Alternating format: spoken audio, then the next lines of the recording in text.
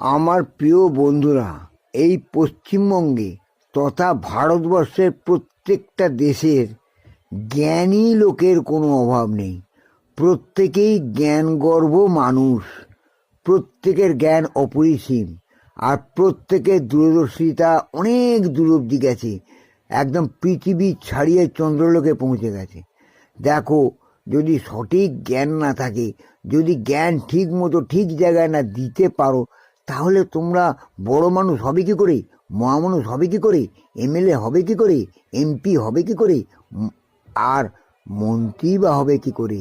জানো তো, দেশ শাসন করতে গেলে জ্ঞান চাই, জ্ঞান ছাড়া কোনো উপায় নাই।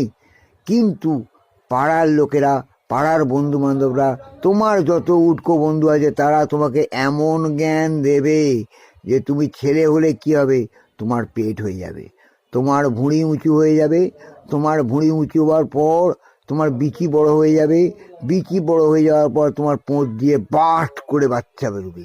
এত জ্ঞানের তেজ।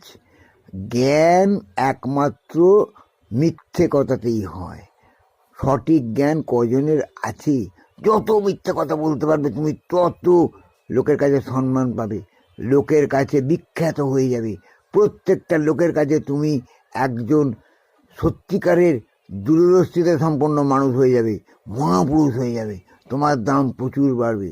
তাই বলছি, যত পারো সঠিকভাবে মিথ্যে কথা বলার চেষ্টা করো, দেখবে তোমার দাম তুমি অবশ্যই পাবে। জীবনের সব কিছু পেতে গেলে মিথ্যে কথা ছাড়া কোনো উপায় নেই ভাই। এমনভাবে বলবে যেন সব কিছু তুমিই করেছো, তোমারই ক্রেডিট, বাকি যা সব হয়েছে সব ডিসক্রেডিট, কেউ কিচ্ছু করতে পারেনি। তাই মিথ্যে কথাও ঠিক মতো জায়গায় ঠিক জায়গায় বলতে পারলে তোমার সুনাম অপরিহার্য, তোমার সুনাম হবেই। এখন যুগটাই তো মিথ্যের ভাই, মিথ্যে না বললে কেউ টিকতে পারবে না।